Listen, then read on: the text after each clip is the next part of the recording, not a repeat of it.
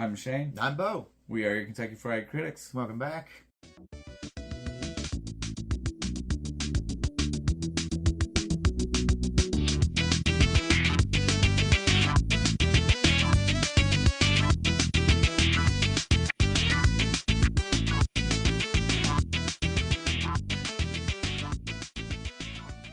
Still kicking off our Oktoberfest. Do you like that? Oktoberfest, yeah. You like that? Ours spelled with the hyphen and like October. I'm trying to find things, right? Because last year we used up spooky celebration or whatever. Spooktacular. Yeah, whatever it was. So we needed a new name this year for it. And if works perfect because all we're drinking. Yeah, I figured that's what I thought. Episode 7.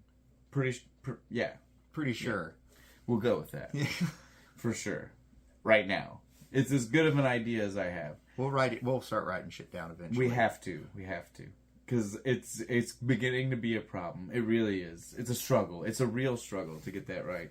You guys already know, like we said, this is all Oktoberfest, but I'll let Bo go ahead and tell us which specific one we're drinking this week. We're doing Masthead Brewing Company's Oktoberfest this time.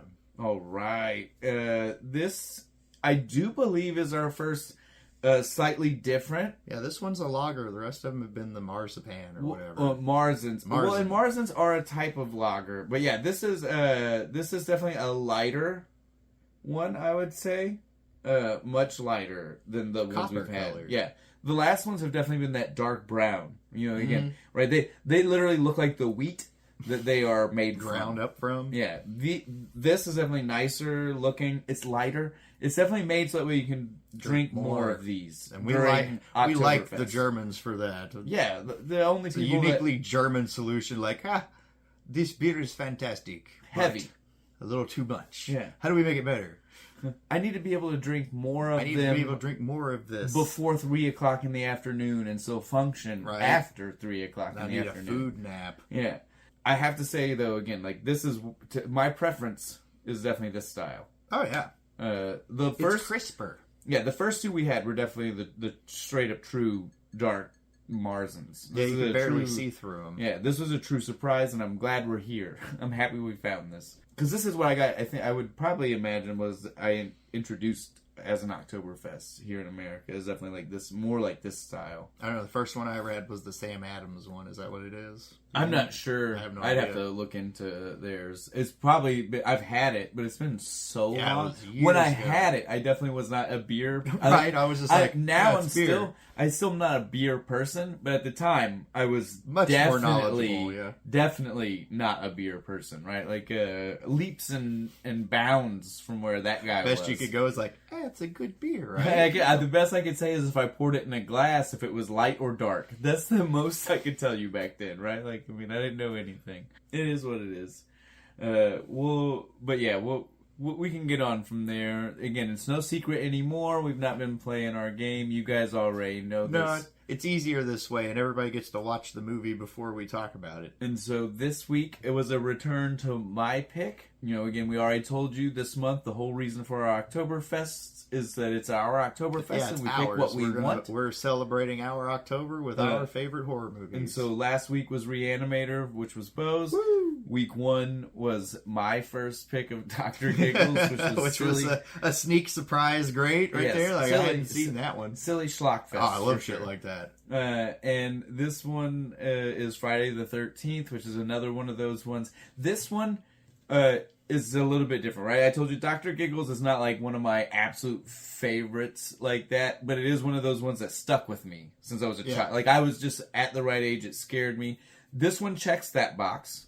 I was like 7 the first time I saw this. Oh yeah, it was bad. Damn, it was like at a friend's place. Their parents were the ones that were like, they had an older sister, and it was a whole thing.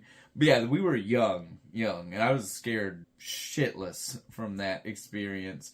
But on top of that, despite the fact that this one has nothing to do with the rest of the franchise. Yeah, really, nothing. Per se. It's its own standalone The story. Voorhees name and Crystal Lake are That's it. Only, like, and I don't even mean, like, specifically, like, location. I just mean the name. right? Yeah, because the second one's a completely different camp. Well, even if it's not, like, you can go to any camp. Like, no one's paying enough attention to be like, well, that's not where the cabin was. That's not the same cabin. Yeah, because it's just like, oh, summer cabin. All right, whatever. But yeah, the rest of them are all where we get, Jason. This is not Jason. Yeah, this is Jason. This is Mrs. Voorhees. Yeah. I am a huge Jason fan. I'm a fanatic for straight up. I'm not even gonna lie. I have Kane Hodder's autograph. I have his autobiography. Oh, that's cool. I have his autograph in his autobiography. Oh yeah. He told a full little story about how his parents were gonna name him Shane, but they wanted something a little bit different. And then that's why they decided on Kane. I was like, you're the coolest man in the world for telling me this story, because I didn't pay for anything special. Guy in front of me, he paid for 3 giant movie posters to get signed. So that's tons of extra cash. I went with the book. It was part of the book purchase for the thing that he was set up for. Yeah. And so I didn't pay anything extra. So he didn't have to talk. He didn't talk to that guy at all. I came up with just a book. He heard my name and he said, he literally took the marker, sat it down, and said, let me tell you a story real quick. Fuck yeah, dude. I said, story awesome. time. Story time from my favorite fucking guy, Jason Voorhees himself. Yeah. I'm, like I said, I'm a fanatic. I love me. Then he jumped up and tried to choke you, right? That would have been the dope. I think you do have to pay extra for that. Oh, one. You do? I'm pretty sure. Especially if you want a picture of it. Maybe the experience, he might just let you have that for free. But if you want to have a picture to show people, he's definitely going to be like, well, yeah, throw me a couple bucks. Yeah, I need 10 more bucks, buddy. I'm sorry. But yeah, I absolutely love this franchise. And so again, we can't talk about this franchise without talking about this one, despite the fact that they're barely connected. Related. Again, this checks 2 boxes then for me. It checks that box of this is maybe not a movie I actually watch this one all the time. Yeah. I watch a lot in the franchise because I love Jason. I like 10. That's my favorite one. But it scared the piss out of me as a kid. Right? Yeah. It checks the Dr. Giggles box. I was too young. Too young to watch this, and it fucking just stayed with me. Yes. And some of the most random parts of it are the things that stuck with me the worst. We can get into that as we go along. Yeah, this is... I don't know. This is the start of all of the this cliches? is a true beginning of the true slasher. Yeah, 80s slasher film. Other 80s horror exists, but this is the true 80s slasher start for sure. And this is Reanimator is a cult classic, and Friday the 13th is not. No, everyone knows this movie. This is the if you tell people you're a horror again, this is why this isn't the one that I would tell. I want to clarify that this is not my go-to. You have to watch because people judge people for their horror movie picks. I try not to. I love this movie, but it wouldn't be my one I would tell people because people are going to judge you for this one. Yeah. People are going to be like, "That's the most mainstream schlock answer." It's name dropped in Scream. It's the question. Yeah, it's the question. So even people who don't know the franchise know that twist piece of it because they've seen Scream. Although I guess now we are officially getting old enough. Scream did kind of ruin it for me. I saw Scream before I had actually watched this movie. The sad part is that we are now getting old enough where kids haven't seen either. And God damn it. Now I don't know where they do find out that reference from. Probably something else that's short. Well, it's something else that's referencing Scream. Probably. From where it referenced that, right? That's got to be it. Meta within meta on how they find out. Yeah, this is the most this isn't Reanimator. Reanimator is a cult classic. Cult classic. This is literally your great grandma knows about this movie. Yeah, everybody. Again, no special high twist ending. Kids already knew this from the meta stuff. Yeah. Yeah, this is it's no longer it's not a surprise anyway in pop culture. It's not a surprise because this movie is 44 years old now? 1980. Fuck. 1980 is when this one came out. It's older than me. I mean, but still. Yeah. When I was a kid, that wasn't that long ago. Yeah. Yeah, I know. Now it is. I mean, again, we're stumbling on it being a 50-year-old movie. Think about that. It's about to get its 50. You remember when we were kids and things that were getting their 50-year release were only black and white movies? Yeah, dude. God. Now we're about to stumble onto 50-year releases, movies that we watched as children. The 50-year for Star Trek a few years ago. You see what I'm saying? God damn it. We live in the age... Time needs to stop moving forward just for a few years. Can we just pause? We live in the age where me and you are both too old. I don't know. I don't feel that old. I do. I don't. Only especially for like 5 minutes in the morning. I'm like, God, I'm so old. I don't even. And have then I'm that. like, no, I'm not, because I still watch fucking cartoons when I'm drinking my coffee in the morning. I guess Sitting there watching Bugs Bunny. It's all perspective, I guess. So we can go ahead and get into things. Get I into think. the There's, actual movie. There's no surprises left here to talk about. No. We all know what we're getting into, so let's just start talking about this. Give us the cast.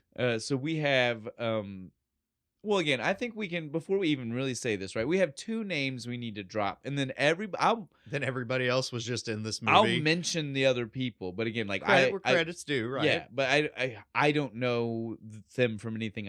Most of them haven't done anything outside of even. Most of them have done fan projects. I think I saw is what most of them have done outside. Of this. So that's cool as shit. But that's I want to see those now. Yeah. But so love a good fanfic. The 2 we need to drop for sure. We got Betsy Palmer. Yes. And that's Mrs. Voorhees. And who saves the movie at the end, honestly. Yes, she is so good. We mainly just have to name drop her because, again, the franchise is huge. The first one, not a cult, but technically it exists in a weird place. It was a cult classic at one point for a long time until it got meta referenced all the time. Until like they just kept making them and then everybody knew about them. Yes. And so like but Betsy Palmer for sure cult movie star status because of this role, right? And like, we can all agree. I hear, just the most nice lady oh ever. Yeah, no, and she loved doing conventions and stuff like that because again, sweet old lady. She loved people coming up to talk to her. The only reason she even like did the movie is because she needed to buy a new car. Like, she didn't give a shit about it at all. She's just like, they're gonna buy it's like $2,500 or something for the movie, and she's like, I bought a new car with it. Perfect, right? Hell yeah, perfect. I think she said she still had the car. Even. That's dope. I love that. Again, sweet lady, and we love her for it, and we love her for this role. Way to go, Mrs. Voorhees. Mrs. Voorhees. Despite scaring the absolute piss out of me as when a child. I was a kid. Yeah. Then the only other person that is like important is because he actually is important. He actually is important. He's the only one that came out of this the movie. Baconator. It's Kevin Bacon. The Baconator himself. The Baconator himself. I mean, I just gotta go straight into it because I love Kevin Bacon. As a man who shares with me the last name living in the world of pork product. Of a cured pork product. I've always felt a kinship with Kevin Bacon. Ham and Bacon, man. Right? That's your buddy cop movie right there. I had a friend in college and his last name was Bacon and we used to make the same joke all the time. But yeah, it all started with Kevin Bacon because I just have always felt a connection to Kevin Bacon. 6 Degrees of Kevin Bacon was always I was like I wanted to win because I was like I wanted the connect. Like when they would literally do it with yourself. Like not even just like movie stars. I would be like, somehow I'm going to make myself connect to Kevin Bacon. I will make it work because we need the pork products to connect. Right? It's silly, but it's true. Porkies. That's your starting point right there. You got to start with Porkies and work your way back to Kevin Bacon. I'm down to make this chart. Dude. But yeah, I love Kevin Bacon. I love all of his movies, even the bad ones. What's your favorite one? Oh, gee, I don't know. You know me, dude. You can't put me on the spot like that. I'm not that type of person, really, with most things. Like again, like especially if I love their whole collection, it's hard for me to separate them out. Jesus, I really have no idea, man. You want me to tell you mine? Yes. Think about it. Mine's actually Stir of Echoes. That's a good one. I love that one where they have like the chick buried in the wall and shit. Painted Black. I know. Yeah. Oh, it's so good. I love through the whole movie. Painted Black. Yeah. I don't know. It's gonna be something in the 80s. I don't know which one. Footloose? He's in a lot of them.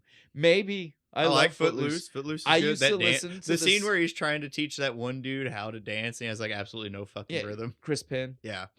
No, I love Footloose. I used to listen to the soundtrack on cassette just that way I can age myself really just a little bad. bit more. All the time. Don't get me wrong, it was not I'm not old enough to have owned the cassette when the movie came out. I was 2 or something. If I was even born. I don't know if your dad's cassette. I just listened to it. Oh, okay. It was Mom's. Let's be fair here. All right, that makes sense. I want to give credit where credit is due. That was Mom's cassette. She made sure to tell me that when I got it. I was like, okay, all right, Mom.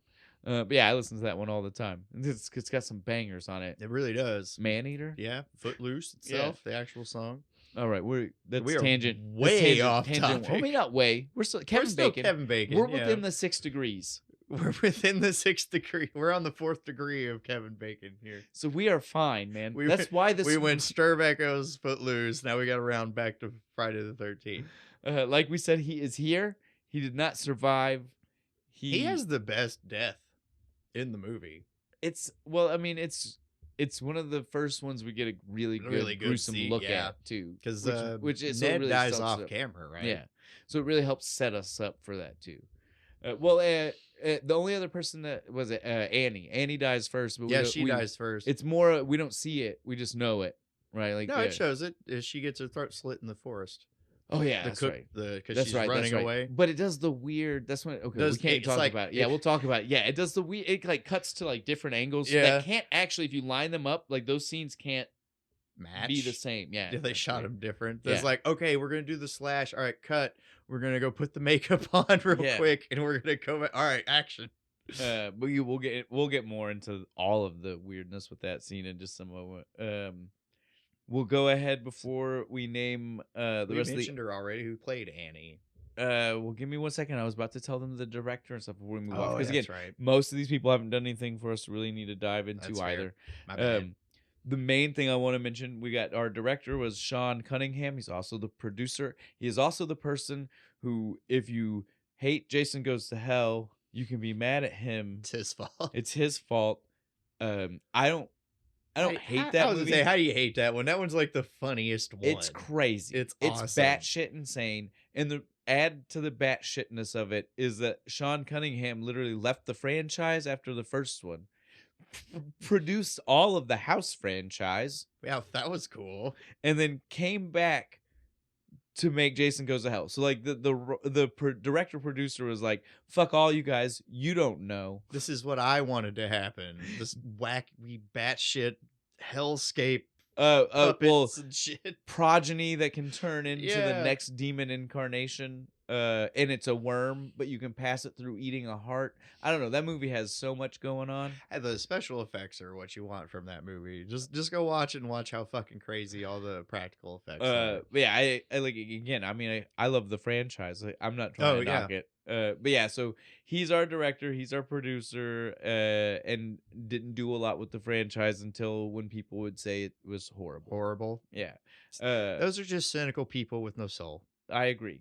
Our writers are Ron Kurz. He is also he worked on the first 4, so he is the only person who can actually try to really lay a claim to. I wanted to make Jason do this the whole time, which is still not true. And I don't care if I don't think he ever did say that, but if he did, I would still tell him that's not true. Yeah, because even if it's slightly true, you started that in the second one. You're like, well, maybe with this one I can make a overarching story for the next few movies, but definitely not with the first fucking one. No, not at all. Then our last writer is Victor Miller. Never came back. Really? Yeah, he was done. Did he hate what they did with his characters? You that know much? Me, dude. I'm not doing that kind of research. I just do the top level stuff here. Well, we'll ask the internet the question. Yeah, someone else can tell me. Someone else can answer that. He was just so fucking disgusted that Jason lived, then he said, fuck all you people, and just left, right? It might be, dude.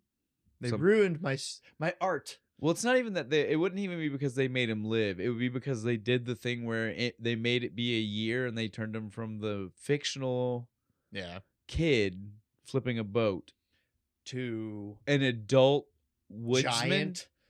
Well, just like an adult woodsman. Yeah, he lives in the woods, right? Like he's a survivalist. Yeah, that's the word. Dope little like hand built shack that he fucking has. And so that's a hell of a difference, right? Well, I mean, and again, like the now that we're already talking about Jason, we'll just do this because I love the guy, but I can't defend. He is the franchise. Well, I can't talk about him. Yeah, well, but I can't defend the weirdness of the beginning of his starting either, though, right? Yeah, like again, so we go from 1, he's a kid. Right, He is literally the only time we see him. He's a rotted corpse child. At the end, he's a rotted corpse of a child. 2, he's a survivalist who's always been alive. He's not. There's no supernatural here. It's implied that he was just hanging out in the woods and watched his mom die. He wore the fucking potato sack with a hole in it over his. That's a ripoff of another movie. Yes, I can't think of what it's called now. and he is definitely not. There's not anything magical. Like no, he's not supernatural. He's just a crazy guy living in the woods. Yes, watched some weird shit. It survived. Yeah. They never even make clear. Dogs apparently. Well, his mom didn't even know he was alive. Yeah, right? So he watched his mom be insane for 30 years and just stayed away from her. But then three is when we get supernatural shit, and we get the Jason we know. 3 is blue jumpsuit. 3 is hockey mask. Yep. Even though it's at the very end when he gets the hockey mask. Yes, but still, he gets it. It is an important scene because it's almost like he's like complete because he's like, and puts it on. The music sting hits and it's just like dun dun. It's like Jason's finally fucking here. Even though they didn't even know how big it was going to be. This is the Jason finds himself quadrilogy, right? Yeah. The first 4 is like, or well, no, not the first one. The second one. He doesn't do anything in the first one. Shit in the first one, does that we're talking about. We got to stop now. Fuck, I'm way off. I know. Again, I opened the floodgate. I mentioned him, but we got to stop because, like I've already pointed out, he's not here. He's not here. No matter how much I love him. Trust me, I could talk about him all day, but we need to stop. We need to move on. We got to talk about this. Yeah, we got to start talking about this. The thing that started it all. The other actors, I'll just do this really fast. Yeah, go for it. Like we've already said even what we need to say. So we've got Adrienne King, who was Alice. We've got Janine Taylor, who was Marcy. Robbie Morgan, who was Annie. Harry Crosby as Bill. Lori Bartram as Brenda. Mark Nelson as Ned. Peter Brower as Steve. And that's all of the people that are even main enough to worry about. Yeah, those are our campers. Yeah, that's the people who are at the camp. Yeah, for sure. Steve owns the camp. The rest of them are counselors. And that's what's important. So now we can just get into how the movie starts. Again, this is one of those rare fews starts just right into the movie. There's no music. There's no credits. Nope, there's no nothing. It's like the picture, camp, like moon, full moon, like full over moon. Camp. And they're like, we don't even know the flashback it's a flashback yet, right? They give you a good like 30 seconds before they flash the flat. Yeah, the 1958. Before you see that, you could totally just believe this is camp anytime because it's literally just people. You just see people playing the there's playing nothing the guitar, that indicates that it's song. The 50s. It's not like a Packard fucking drove up or something. So if you've never gone into it, you could be fooled into thinking you're literally just already in movie, but you are technically just seeing setup. Yeah, this is the inciting incident. Well, I would say the inciting incident is actually what led to this, and then this is right. This isn't Jason dying. Well, yeah, but we don't know that yet. I know, but but again, we don't get reference back to this for a while, right? Like this. No, not till Annie's in the truck with that dude. So that's what I'm saying. Like that's a 20-year jump that they go from like they're just like, hey, this is 1960, and then they're like, hey, we're in 1980. Just so you know. So. We get a jump no matter what. For title cards, yeah, right? We get a jump no matter what, and it's hard to know why or how that these moments could be connected, other than it's the same camp. So, it is what it is. They like to try to trick you here. But yeah, we see the camp. We see these counselors. They're singing Hallelujah. Michael, row your boat ashore. Hallelujah. Those two counselors start making fucking the hell out of each other during that song, and it is disturbing. That's blasphemy. How dare you? My note is exactly Jesus is watching. My note is exactly blasphemous, and that's it. Blasphemous. Why would you? How could you? As soon as the song's done, she's even just like, "Come on!" Right? And I was like, go.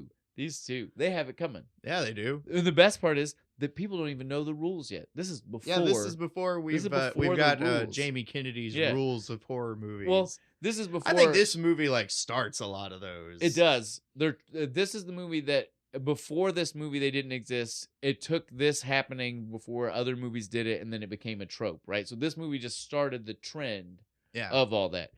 Jamie Kennedy is not the one who. He's just the one on film. He's not the first person to have ever pointed that out.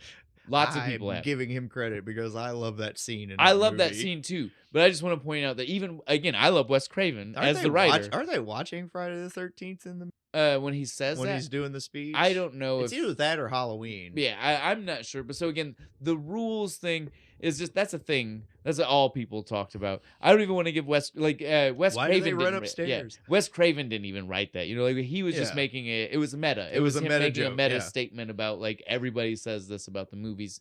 We all have that one friend who's like you didn't know this, but it was pre-internet, so it did. Like we all had that friend that said stuff like that. But it was them piecing it together themselves, right? So that's the cool thing about it. Try making a horror movie without doing any of these. Oh, yeah, I fucking dare you. It would be so hard. That would be fucking... You have to literally reinvent horror to not do any of these tropes. Yeah. Well, yeah. So, thank you, Friday the 13th. You're definitely not going to be doing any of the traditional, like, genres of horror, right? Like, because there's a lot. Slasher, this, that. Most of the traditional ones are going to include those tropes. They are the rules because they are the rules. I like a sci-fi horror that does a lot of these. All right, back to where we were. So yeah, these two they immediately go run off after the Hallelujah song and the fuck me eyes with each other and stuff. Go fuck. That's what they're gonna go do. And on the way, we even get to find out beautifully that some of these sexual tropes are just timeless, right? Like she's just like, I thought you liked me. I do. And it's just like, man, it's good to know. And then he starts giving her like I told I told you we were special. He starts to give the fuck boy stare. He's like, come on, you know, it was. He even says like, if you have the subtitles on, he says it quiet. He's like, "Oh, man's not made of stone." Yeah, like, shut the fuck up, dude. You're already half in. You don't got to keep trying. And then they start getting it on. And someone, we don't know who. This is our first like POV shot, right? Oh yeah, where they're going up the stairs and shit. And we don't know who it is. We don't know what exactly happens. They act like they know who it is. They flip around because they're surprised, but they're not scared. Yeah, so they're like, "Oh shit, we've been caught. We wasn't doing anything. We were just messing around." Yes. Poor guy. Didn't even get to finish the sentence. No. I hope he finished. I don't think he even got his pants off. I don't know. I wasn't trying to pay that much attention. Somebody go back and look. Was his pants undone or was it just the belt? Because he's doing his belt up when he stands up. So again, us knowing, all of us living in a world where we already know, these most likely were the same counselors that because let Jason we do know, die. like we get told the story is that those were the only two people that died that summer. Yep. So we can assume that they're the ones that were working the year before who let Jason die, and then she came back and got her revenge because they were dumb enough to come back. I don't know about you, but I would feel like really bad PTSD. Yeah, I wouldn't want to work at the camp anymore. And maybe not come back that next year. Like I'd feel, man, how fucking self-centered are these fucking people? Like, whatever, that kid died last year on my watch. And how negligent are the owners to hire them back again? Fuck no, I'd have been like, no, you were watching the fucking lake and you let someone die. You're not allowed to work here anymore. But yeah, so then we see a little bit of roll into our opening shots here with the music. Friday the 13th coming through and breaking the glass. I absolutely love. I like that they kept that for like the first 4 of them too. I love the opening score. Yes, I don't understand. Oh, I meant to look up the music guy. I'm not sure. Shit, somebody tell me in the comments. You usually do more of that than I do. Despite being the guy, because I like giving composers. I know credits. You do. I just love to talk about the feeling of the opening songs. It's usually more just about the feeling to me. I guess that's some of that. Like, gets Psycho vibes. It does. Right? It gives very much Psycho vibes. With the violin, yes. I was going to say it's got the stab notes to it, right? Little chocolate syrup for the blood. But yeah, again, like it's so crazy to me that this is a franchise we all love. We all know these things. We all talk about this. Usually we know the scores. We all talk about Psycho. Most of us know Halloween and can sing it in our head. Yeah. No one knows this one. You mean I immediately I can't think of it right now. All you think of is the yes. They did such a good job with that. But when you're watching the movie, you're like, man, that opening theme's kind of. It is. I like the jam. When they remix it in the third one, it's all like disco and shit. You kind of want to dance to it. Yeah, it's really good. All right, so after the intro, after the nice, cool, ambient setting music here, we get to see a girl backpacking, hitchhiking. Did she just come off the Appalachian Trail or something? She's got like this? A bedroll and everything, right? Well, and we can just see walking into town. We quickly find out after she gets here that again she she has just been walking. I mean, again, like she comes up not knowing exactly where she is or how far she it has is. to go. So if she was in a vehicle at some point, she would probably know some of that. Right. She has no idea. She's been walking for a minute. She got off the bus like 40 miles ago, and she's just like been walking all day. Did you notice that the town gave off weird European Willy Wonka vibes? Yeah, a little bit. Right? Like it didn't seem like the architecture. Yeah. It had the weird arch things. Yeah, it was almost Germanic. My notes are literally like European German Hamlet, like fucking Willy Wonka. Like cobblestone street. Yes, and everything. it's so. I was like, where in America? Like it feels a little small town America, and then you see stuff where you're like, maybe that's or just, Germany. Maybe that's how it is up in the Northeast. I don't. And we think just don't so. know because we're down. I here don't in the think South. so. It felt. Dude, even some of the vehicles, like the truck that the dude drives around, yeah, it does is not kind of feel a like an American truck, isn't it? You almost want the steering wheel to be on the other side. So I'm telling you, yeah, like the whole opening, I'm like, where were we filming? Where the fuck are we at? Where did they have a budget for that? They really don't want you to know where Crystal Lake is. Maybe it's all true. It's real life. Yeah. So this is our Annie. She is walking into town. Like we said, she gets to this diner grocery store. Did you notice it behind her? Oh yeah, it was a a full like grocery gas store. station almost. And she's like, "Oh, how far? How far?" Which again, that's my clue. She didn't even know. She was not being driven. Yeah, she's still not even close. Good ways away. Not even close. She's like, they're all like, "Oh, you want to go to that camp? Camp Blood? They opened that place again?" She didn't care. She didn't ask question. She didn't ask a single question about the Camp Blood thing. Phase She's her just like, at yeah. all. That's so shocking to me that you could do that and not care and not even. My immediate question would have been, why is it called Camp Blood? Like lady behind the counter, Enos, you want to help take her? Yeah, I reckon. I can take her up to the crossroads. That's about halfway. This is so insane. Like that food. Why do they have southern accents? Aren't they supposed to be up north? That food must be to die for. I mean, most diner food is dope. Well, I'm just saying, Enos just dropped everything because the waitress said, "Take that bitch on a ride." Right? Take her up where she need to go. He wasn't done. We don't know if he had paid. We don't know nothing. Enos just said, "All right," and stood up and said, "Let's go." Maybe they're dating. I don't know. Maybe that's his girlfriend. I feel like there was something with Enos that we didn't. I wanted more of that story. We needed to hear more of that for sure. And then he does though. He takes her Annie on the road trip to go out halfway. Yeah, to the crossroads. They kept calling it. And so on the way, he both gets a little weird and creepy with her. Like all old men in this movie do. Yeah. It's kind of it just happens. Before they even get in the truck, he's just like, "Everybody gonna be as pretty as you when you get to the camp?" He gets very weird immediately. But then he does try to help her, right? Yeah. They're driving and he's just like, "So do you know? Do you know anything about the camp?" And she just starts going like, "Well, I'm gonna be cooking." She has and all this other shit. No worry in the world. Nope. About what he says. He just looks at her and he just goes, "Quit now." And she's like, "Oh, but it's so enriching." And I don't know about you.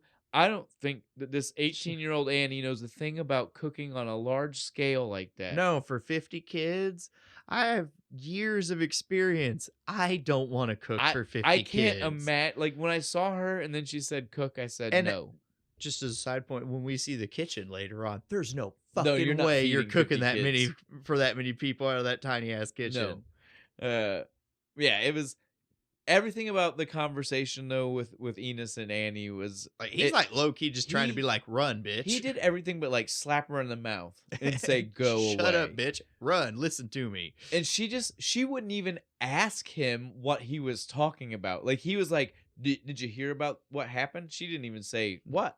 No, that's where she starts talking about like feeding the kids and shit. And he's just like, no, about like the murders and the kid drowning. And then she hears that, and she heard the bitch say Camp Blood, and she still doesn't. Still was just like, up. "Oh, you guys worry about nothing." Yeah, you're starting to sound like your crazy friend and all this other shit. What in the hell? Annie almost has it coming. She has it coming. She really does. But so he does. Enos drops her off, like we said, halfway. This is insane. So this bitch is about to walk 10 miles that pack down a on. gravel road. Like, this isn't even paved. It's a fucking gravel road. Man, the 80s were a wild time because I would not have done that. No cell phone? Fuck. I wouldn't do it now. I would not done that. That's insane. After she gets dropped off, though, we get to see some more of our counselors. Yeah, we got Ned, Marcy, and the Baconator. Jack in the this is a really nice truck. I like this truck. This red GMC, like 1978. It's a nice old very nice. Truck. I think it's Ned's truck. But they're on their way really to go ever work. Tell us, actually. No. It's that type of time period, right? It's like the very end of the 70s. It's very like these friends all just kind of like interuse this. They stole the truck outside of Memphis. That's what really happened. Yeah, we see these three driving down the road. And they get to the camp and meet Mr. Christie. Steve Christie. He is dressed ridiculously. Well, he's dressed ridiculously, and he is an ass out the gate, right? Immediately. They pull up. Just get out of the truck. They literally only seconds ago turned off that fucking country bumpkin music that they had blasting. Yeah.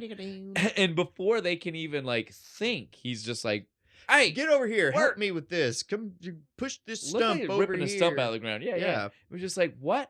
And I mean it. I'm on Ned's side. Ned looks at this like, what the hell's going on? Like he helps get it out of the ground, and then introduces themselves. Well, and then Steve starts barking some more orders immediately after that. Where's Bill and Brenda? I need them to start painting this, and you people go off over there, and I'm going to go wander off this direction. Look, and Ned's just like, I thought we had 2 weeks before we actually started work. They haven't even unloaded the truck. They haven't done anything. All they did was just be like, this is my name. They threw a stump out of the ground and shook the guy's hand. Right, that's the only thing that's happened. Steve's an asshole. Have they filled out paperwork? No, nothing. They haven't even filled out their W-2s. Nothing. This is a job, right? This is all so insane. The way all of this happened. Steve. But back to what he's dressed like you said. I couldn't think of the guy's name, but I knew the show. Tobias Funke. Yeah. Funke? It's got the dots over the E. The goo? Yeah. Or whatever. It's however you would pronounce that. But yeah, it's David Cross. Yeah, he's dressed just like that guy. That's where they got it, apparently. The near nude, right? Or whatever. Or the never nude. Got the little red bandana. Yes. Shit. Bandana. Fucking shorts, cut off jeans, short cut off jeans. Hiking boots, like literally, it's styling, brother. It's the same he's thing. Looking great. Well, and the best part is like in the very beginning when he starts barking the orders, sweet porn stash. You barely notice all of this, right? Yeah. But it's as soon as that scene is over is when you really notice because it's the creepy him and Alice interaction. Right, he like rolls around the corner of the building, and she's like looking suave, while she's on the ladder. You're a really good artist. When did you do this? Last night? Do I really look like this? You did last night. It's all like she wasn't weird even sexy yet. She's like weird pseudo-sexual, but she's just kind of like, yeah, you did last night. Yeah, exactly. The whole scene is so weird because after she climbs off the ladder, their acting is so bad that I can't read what's actually happening. I don't know if it's supposed to be awkward because he's making it sexual and there's never been sexual. Or did they used to fuck and now it's over? And they're still trying to work together. He's playing it like that's what's happening. She's playing it like he wants to fuck her and she's not about it.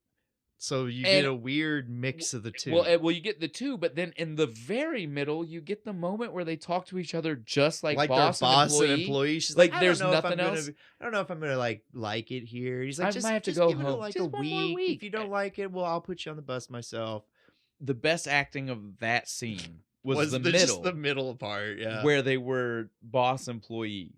Every other part of that, I could not read what they wanted me to think at all. I'm going to go with Steve wanted to fuck her, but she wasn't about it because in the very next scene when she goes and talks to Bill, she seems like she is super into Bill. Well, she seems into Bill the rest of the movie. Right. And so I 100% think that you're right. But it doesn't change the acting did not help back that up. Doesn't change the fact that you can't, like, you need the context to figure it out. You definitely cannot watch and this Steve and is figure it like out. 10 years older than her, too. Well, again, like, they do the break where it's normal for a moment, and then his immediate reaction to come out of that moment was the face touch. It's like, He, like, gently caresses the bottom of her, like the bottom. Yeah, it's not weird. even like the cheek, like you might expect. It's like the bottom of her chin. I'm gonna cup her chin, like Yeah. Steve's a weird guy. It goes back and forth. Steve's a weird guy because Steve's not a good actor. You think they? I feel like they just like got local actors wherever they shot this fucking movie. We almost forgot to actually mention who the girl was, right? Alice. Did we say it was Alice? Yeah, we said it was Alice. I hope we did. If not, let's go ahead and just make sure. Alice, just to make sure. Just so that way we can try to stay on with what people's jobs might be, right? Because again, like all these people are supposed to be like the assistant. That's what I was gonna say. She is clearly Steve's assistant, which would also go towards that. I don't know what kind. Is this a power struggle? Is this he used that for sexual gains because of that? And there are again, like I said, none of this helps me know anything. But I want to clarify. I'm gonna just go with Steve's an asshole. I would agree with that. Yeah. But yeah, so they leave there, like you already mentioned. She gets to go see Bill the painter. Because again, at this point, she's doing assistant work, right? Yeah. So she is trying to make sure everybody else can get their job done. Yeah, she's going to check in, seeing if he needs more paint. And Steve is busy doing fuck all. I don't know what he's all doing the time. So he goes down. He just fucks off here. He's already fucked off. But he's about to like literally fuck off the property. Yeah, the property. Yeah. But yeah, right now she's down to talk to Bill the painter. Dude, Bill is looking like sexy Robin Williams, right? He's wearing like white pants with fucking red suspenders, shirtless. Oh my god, he does. He looks like hot more Robin Williams.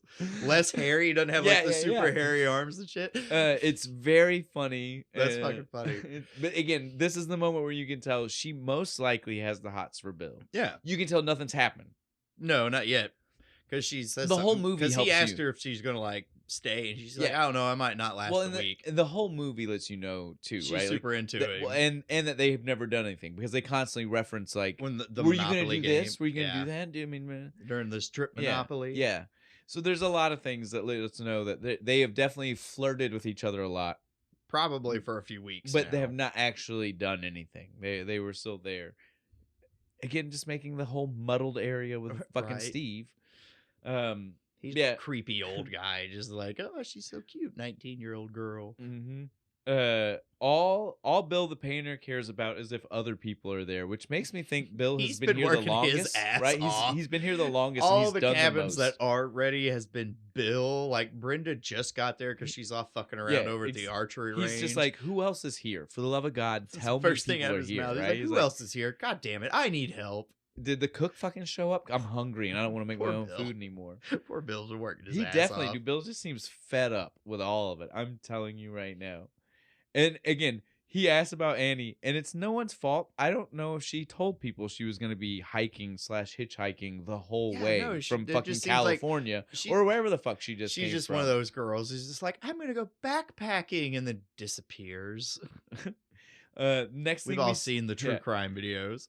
Next thing we see, Steve pulls all the teenagers together. He's in his Jeep and he's like, all right, y'all, I need you just to work. He's not even specific. He's just like, do stuff. He's not specific. And I'll be back before, like a little bit after lunch. I'm going to go fuck off to town. He says, as the only adult there. And barely an adult. Yeah, because he's just older than these kids. Like 27 at the youngest. That's what I'm saying. And he's like, I'm going to fuck off work. You all got this, right? And they're like, yeah, of course. Yeah, we're fine. This is the point where we finally see, like, again, this is our full crew minus Annie, but she's gone. Yeah, I mean, we've not seen it, but she's about to die. We don't need to worry about her. As soon as Steve leaves, we get the whole because it's the double Jeep thing. Yes, sets up our twist. Yeah, our red herring, because we're supposed to think Steve's the killer for a while, for at least a little bit. Yeah, for like at least until you see him at the diner, and you're like, well, it's definitely not fucking Steve. But so now that we've got all of our campers, like I said, this is probably a good point. We can throw our guesses at what everybody's doing, right? Yeah. So we've already established that Alice is his assistant of some sort. Then Brenda, nurse, first aid. Yeah, I feel like that works. Ned, obviously archery. Yeah, because he doesn't hit Brenda with the fucking arrow he shoots at her, despite being super fucking reckless. Don't ever do that. Yeah, no. but archery and maybe like acting. I guess He seems like the kind of guy, right? He's always cracking the jokes. He does the imitations of people and stuff. Humphrey Bogart, Yeah, you yeah, know. Yeah. So awful pretty when you're angry, sweetheart. So maybe some kind of drama club for the camp. Maybe or something. Him and Marcy, because Marcy does the Catherine Hepburn all the time. That's right. So maybe that's what they're doing. Bill is just custodian. I don't think he's with the kids. Yeah, I think he doesn't strike me as a guy who's working with the kids. He just keeps shit running. Right? He literally doesn't strike. What the fuck does Bacon do? So this is swimming. I'll bring this up because it gets really weird too with what we think about Bill already, and then whatever. Yeah, Jack as Kevin Bacon is doing too. I definitely think he's working with kids. He's cool. He's the like you want the cool kid to work. Yeah, he's like the cool older brother. So the kids are gonna love him. He's gonna be something with them. Maybe like the host MC, the one that's always the one that directly talks to the kids. Leads the shit. Maybe that's his. I could see that being his role, right? Yeah. Especially since he's like the best actor in the entire group. 100%, definitely helps for being one of his like first roles. Like he's definitely the most natural actor of the entire group. So what else is Marcy doing other than drama? Because obviously now we know that she's splitting drama with Ned. Art? She seems artsy. Maybe they're doing crafts. Yeah. She's the crafts. She's all around the arts, so it includes the drama department. And painting and stuff. I get it. I can see that. That's it. That's like everybody. Yeah. That's the. I mean, I was just saying, we got no way left. Nope, so. That's it. Annie was going to cook, so unless she was going to teach a class and cook, but we don't know enough of her personality to know that anyway. Yeah, we don't see enough of her. Well, all right. I like that. Yeah, I like that rundown too. I agree with it. But what do they do as soon as fucking Steve leaves?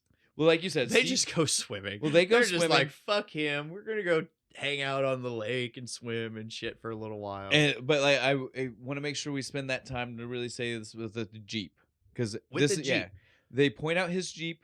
It's very specific. It's green, it's almost like, army colored. Yes, very Jeep. Specific. We're gonna see this a lot from here on out because his has a trailer. Yeah, but we're gonna see the exact same Jeep pick up fucking Annie here in a minute, right? Yeah, and we see that before we see them on the water because they want to set up for us like maybe they were working, right? Might be. Maybe they did what they were supposed to. Right. No. So they're going to give us a little bit of time to not think about them for a minute, right? The first thing before we see them on the water is like when we see them we see a little bit of stuff. It's like we saw Ned at the archery range, like we already mentioned. He shoots being reckless, like an asshole. Those happen first. Then we see the whole thing with Annie and the Jeep. So I'll give her credit, dude. Like when the Jeep drives past the turnoff for Camp Crystal Lake, she immediately is like, "All right, fuck this," and head dives out of this fucking thing at like 40 miles an hour. She's like, "Fuck this." I mean, she did get in just as easy, but as soon as she knew something was up, she jumped right the fuck out. The beginning part of her with the Jeep was absolutely crazy. Like I just wanted to talk about that because it doesn't make sense. It pulls past you watch her. The whole movie. Well, I'm just saying it pulls past her. You think it's supposed to be Steve. You think right? You think it's supposed to be Steve. We know it no matter what. It's somebody non-threatening, right? Like that's the bigger part, really. Because she definitely gets in. It almost hits her when it goes to pull over in the first place. She still gets in. She gets in. She starts talking to her about the kids. I hate that they call them kids. It makes them seem like they're little goats. That's why they say it. She's so stupid. Like, it's one of those things where that's why we say it. Yeah. We say it because if you get enough of them in a room. That's exactly how they act. And it's what they sound like. Yeah. A bunch of screaming. Oh, fuck. And so, no, Annie, you're wrong. Maybe you don't need to work with a bunch of kids. She just has never done it and has a super glorified like vision of what it's gonna be like. But now, like you're saying, after that little bit in the Jeep, she then gets an inkling that things aren't right. Yeah, because he drives right past the turnoff. She's like, "Wait a minute, what I need to go back there." Dives out, which was great. I'll give you, like you were trying to say, she gets credit for the diving out, just not screaming in the fucking Jeep. Now her problem is timing, right? Because she couldn't have seen it coming. They were going pretty fast. Yeah.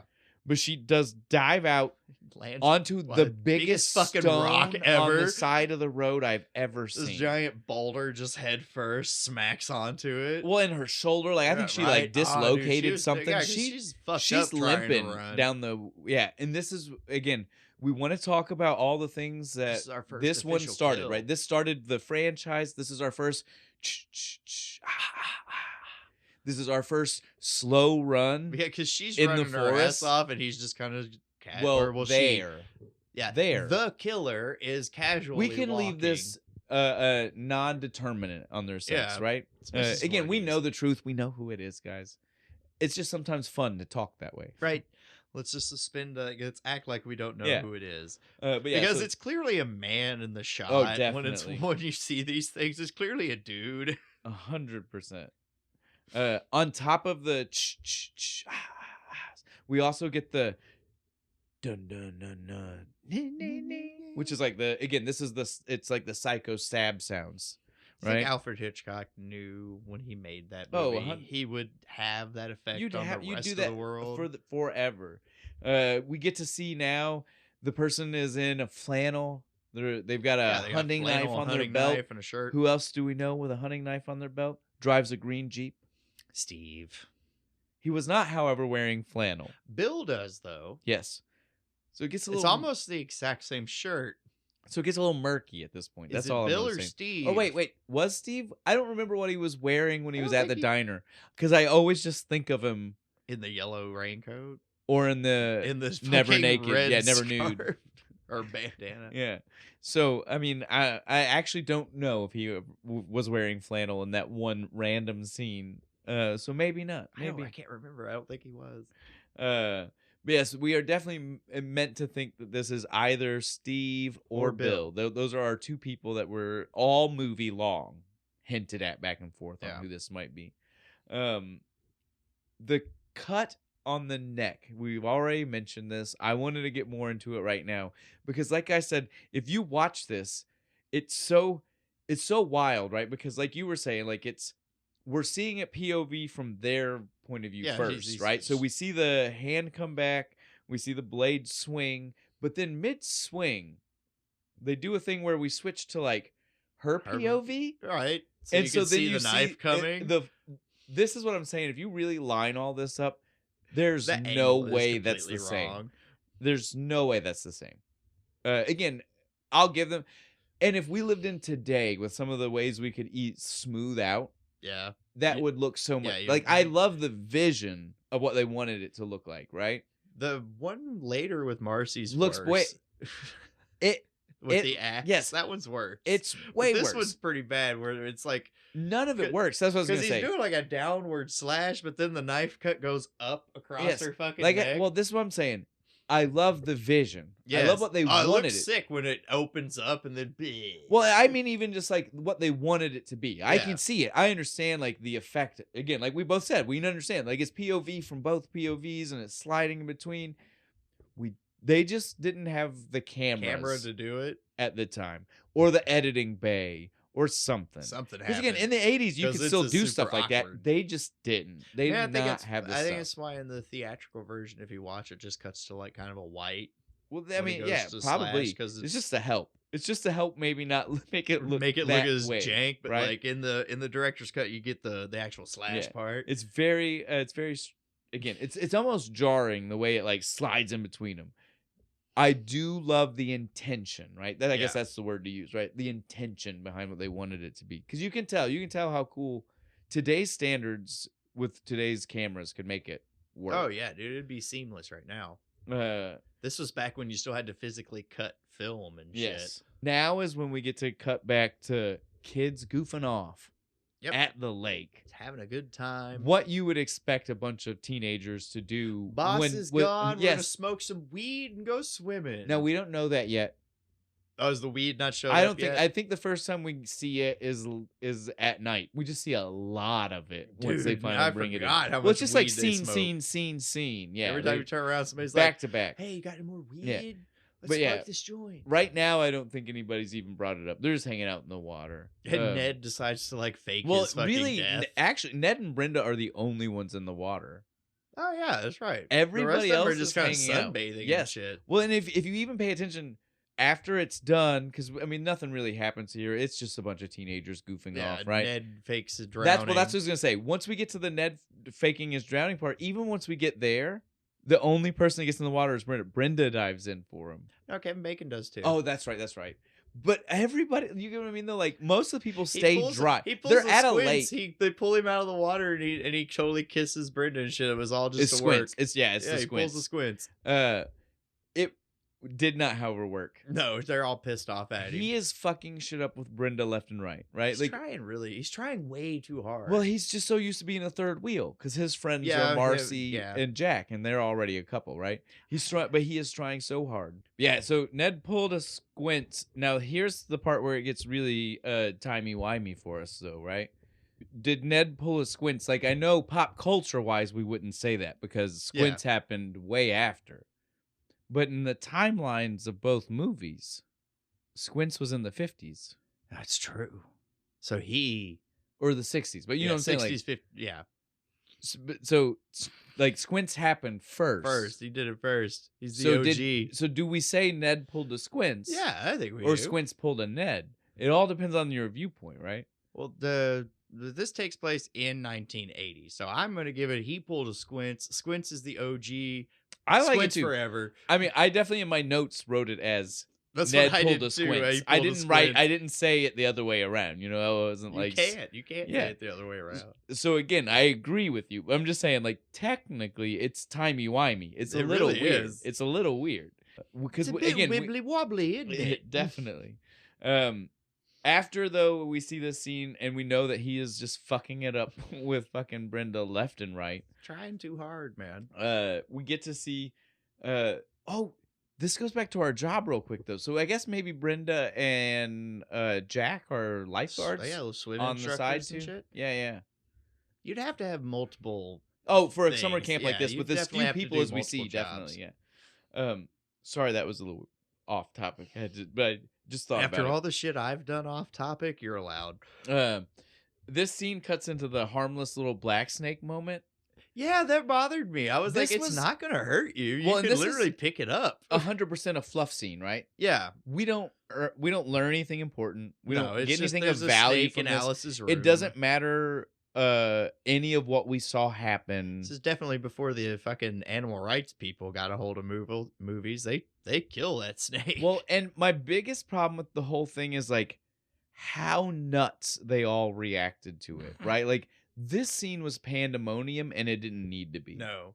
There's so much screaming. There's probably more Kevin screaming. Bacon breaks the bed. Dude.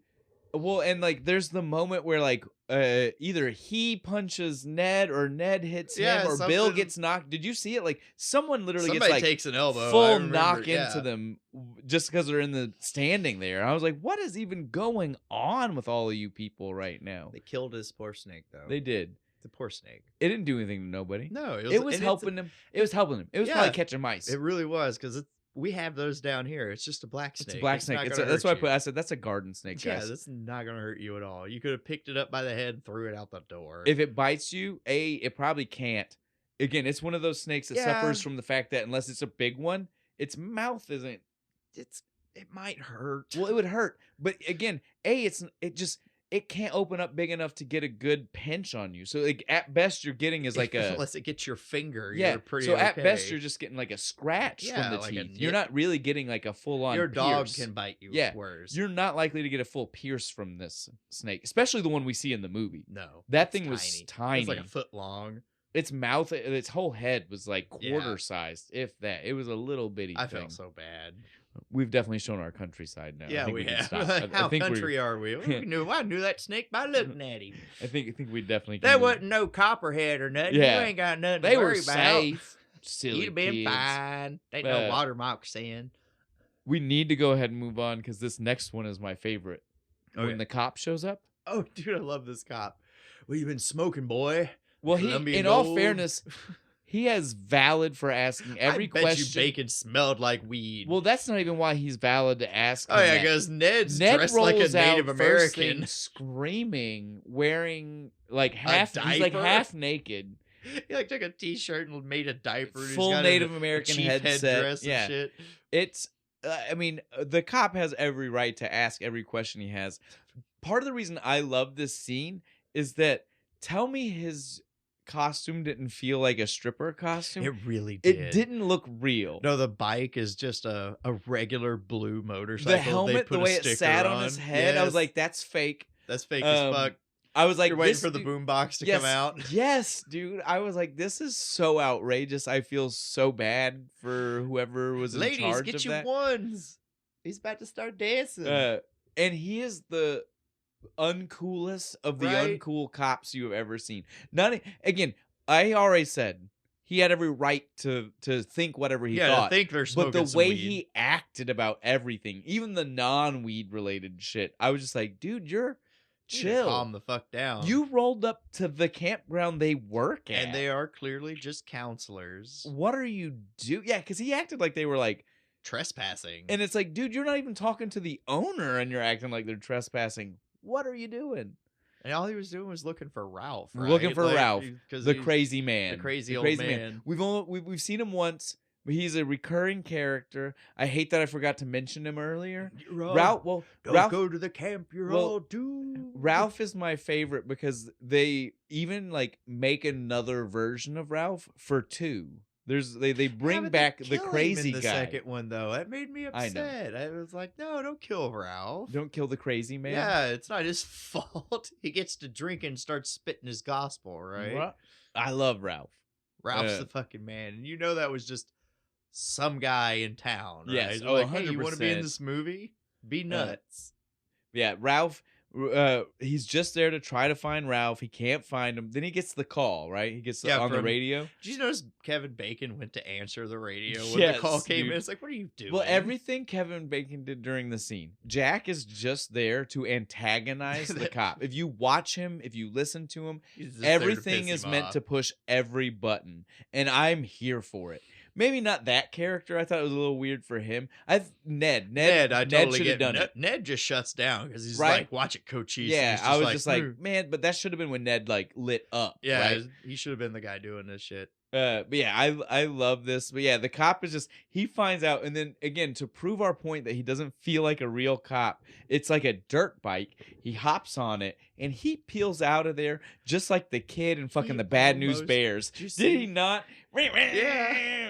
Did you see when he first went to go do his little turn? He almost rolled the thing over and fucked it up, but he caught it at the last second. Well, because he was trying to like drift the tail in, and that thing's not built for that, dude. No. That thing it's not that type of bike. It's like a interstate cruiser. Despite sounding like a dirt bike, no. It is not actually a dirt bike. It just has a small 4-stroke engine in it or something. You know, it's just tiny. Yeah, it's like a Honda. Yeah.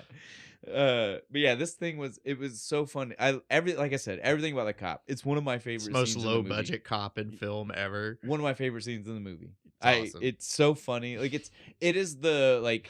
I like him going through the different names for weed. He's like Colombian gold, pot, reefer, hash. You dig? You know, both of the last movies we did are definitely like walking the line of like horror comedy, right? Yeah. This one is not. This is the moment in the movie that's like true brevity, like just true like let's laugh. Gotta have like a laughter moment. This is the moment that was just truly like all. It's all gonna be dark from this point on. Might as well have a light point. Yeah, it is absolutely one of my favorite parts. Yeah, because the next scene immediately gets creepy because we're in the like the kitchen and Ralph is hiding. They were in the pantry. They were wrong because they all told him like, no, Ralph's not here. Most of them were like, I don't even know who that is, and I was like, all of you guys just went straight to. None of you guys stopped in town. None of you guys have been in a town. Like if you've been in town, you've met Ralph. That's what I'm saying. Whatever Enos was eating looked good. I'm telling you right now, there's no way none of them knew Ralph. Right, no way. I don't buy that. He stopped everybody as soon as they went. Like you're doomed. But yeah, Ralph scares the hell out of Alice because he's in the pantry. Yes, he is. It's crazy. Well, and that's it. It's his favorite place to be in the movies. It's just like that's where he likes to go. I don't want to hide in this cabinet. But yeah, he then like makes his way outside quickly, jumps on his bike. The moment where I was like, well, you guys didn't know he was here. The cop didn't know he was here. That bike was sitting on a tree right in the middle of everything, and we all know that's Ralph's bike. You don't notice it until like the second time you watch through it, but the bike is sitting there the whole time. I know, that's what I'm saying. Again, you're right. I did not notice the first time. But the second time I paid attention, I was like, the cop is like standing by it's it like almost. Right there. He should know that's Ralph's bike. Like, and he didn't even bring it up. Like because he even says he's like every time he gets drunk, he spends a week in jail, and I spend the day in court, and blah blah blah. So he should. Like, oh well, there's Ralph's bike. I should look for him. He's here somewhere. Nope. He's probably hiding in a cabinet. Maybe the worst piece of continuity in the movie.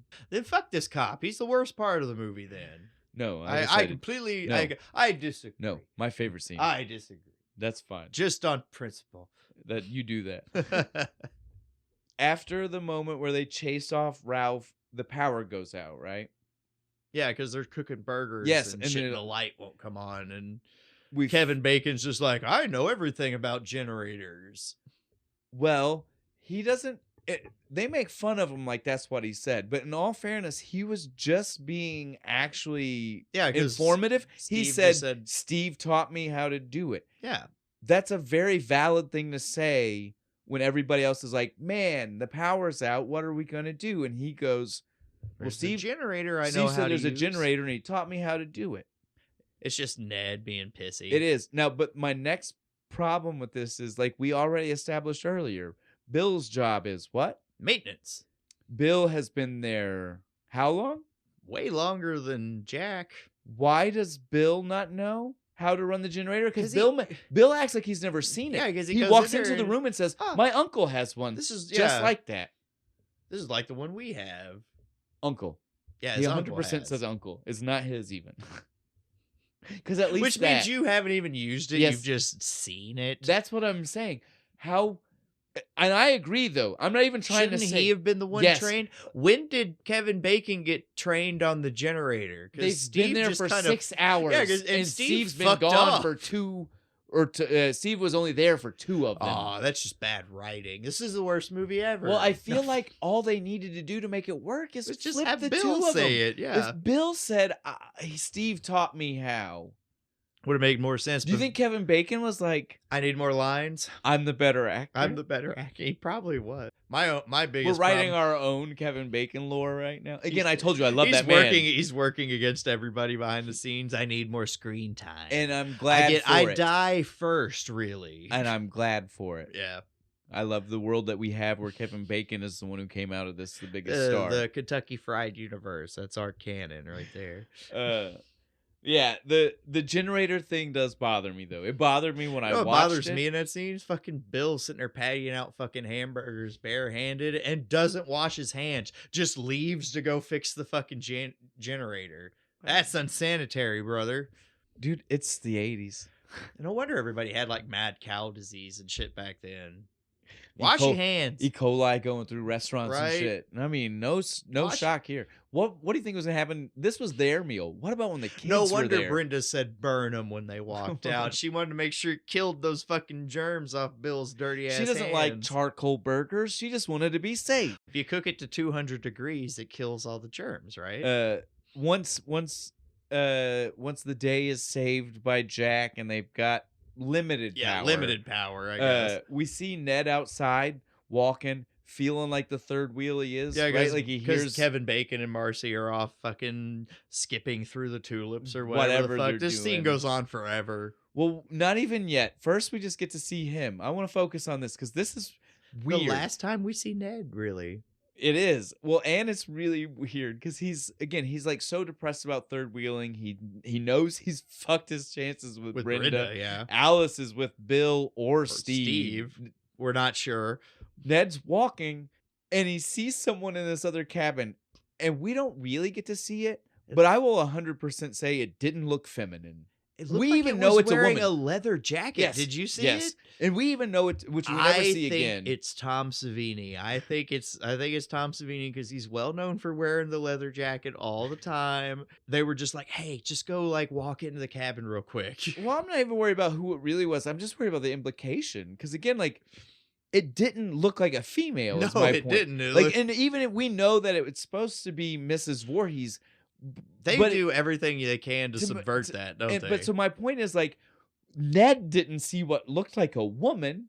Why did he run up there like it was his lucky day? Right? Like I'm like, fuck that, I'm leaving. Exactly. But no, Ned runs. He goes there. Hello. Ned runs up like he just saw half-naked Brenda in the window, and that's not at all what just happened. He misses out on that. He wasn't there for the Monopoly game. He died. He died. He died immediately as soon as he walks in this room. That's the last time we never see it. We don't know exactly what happened to him. How many people die off screen in this movie? I didn't remember that when I was a kid. Yeah. Well, because again, this movie does a lot of the stuff with the tension of it. Yeah. More so than it does the actual sighting of it. Now's when we get to see the stuff where you were talking about, like the fucking skipping through the tulips and talking. It goes on for like 5 minutes. Fucking Marcy and Kevin Bacon just being like, oh, there's gonna be a storm. No, between this scene itself and then the sex scene that we jump back and forth. That's another fucking. No, so 15. We'll talk about all of this at once. That way we don't got to worry about it. It doesn't even jump. It's not like a bad movie. It's not where it jumps back too much. Forth. Well, it does back and forth, but not a lot. It's just like 2 times. But the fact that the sex scene is going on through those couple of jumps is insane. Yeah, it's unnecessary. We could have cut at least half of that. No, we could cut half of that and half of the foot walking, the walking. Yeah, the walking. Like, we're gonna balance across this log. Yes. Between these 2 things, with Jack and Marcy, we could definitely have cut like 15 minutes out of the movie. Yeah, 100%. So we'll just knock this out real quick. Jack and Marcy, they're walking. They talk. They get done talking. Rain's coming soon. Start talking again. Dreams. Yeah, she has weird dreams where like the rain turns to the sound of pebbles, and then it turns to blood, and then she wakes up, and Jack is like, "Hey, that's a weird dream. We should fuck." All right, dude. Pretty much what happens. It is. I'm just saying, like, weird call, man. And then that's what happens. I would have been like, I think you should talk to somebody about the whole blood rain dream thing. Nope. Maybe seek therapy. Not at all. Not at all. If it's on Kevin Bacon's mind. Well, because he just wants to get the deed done. He wants to do it with the Katharine Hepburn cosplayer. Yeah. But so again, now that we established that that's what happens, we don't need to go back to them for the 15 minutes of movie that will be wasted on them having sex, or even the longer version of that conversation we just wrapped up for you. It all wastes too much time while they're doing what they're doing. We've already established Ned's gone. Don't need to worry about him. Poor guy. But we can jump back to Alice because that's where everybody else is. That's not those 2 Alice, fucking. Bill, and Brenda are inside the main building. And they're having a good time. They're going to play some strip Monopoly, buddy. Brenda is a risky woman. Brenda brings it up. She's like, we're going to play Monopoly. And Alice immediately is like, I hate Monopoly. She ran so fast when that bitch said strip. Did you see her? And then she was like, I mean, I guess we can play that. Her tune changed real fucking quick. I guess that's okay. Coy little Alice. That's a good fucking spin on it, but my only problem with Brenda's rules is she community chest, you can't get any of your clothes back. I think you should. You should get 1 piece. It'll stretch the game out longer. I have a problem with both that and what you just said, because the way it should work if we're doing strip anything, or you've played strip poker, even if you win those... I played strip chess before. That's fun. Even if you win clothing back, you're not supposed to put it back on. So what the fuck does it even matter if you get it back for community chest? It's only supposed to be there for more gambling chips after you take it off. Fair. Right? There's nothing to stop you from putting it back on. That's just not usually how people play. My point is usually the way... And it's not even how they play. No, it's not. Because again, if you're using it as bargaining money, which is what they're saying, then at some point you could use it, you could buy it back, right? You could have a property and be like, trade me that back. But again, in poker, when you play strip poker, the idea is once it comes off, it is technically one of your chips. You have won a thing. You got to put it back on the table. But nobody, even if you win it back, most people aren't like... Oh, so after a while you're betting with the other person's underwear. Well, that's weird. You see what I'm saying?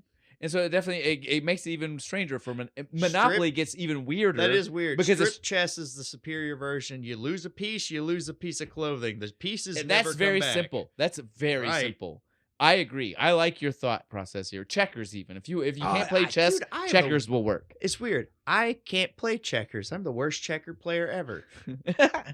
Makes no fucking sense. You'd think that'd be the easier game than chess. I suck at it. It is what it is, man. Some people just don't think about things like that. We can probably really wrap up that. That's really... Yeah, they're just playing strip again, chess. Since we're not jumping around. And then it goes the back only to thing we Kevin need to Bacon. Well, before we get back to Kevin Bacon, I think during all this, and if I'm wrong, it doesn't really matter, we get to see Steve the one time at the diner. I think so. Right? Yeah. And again, it doesn't matter at all when this happens, because the way Steve works is you don't even need to know in the story of the teenagers what the fuck is going on with Steve.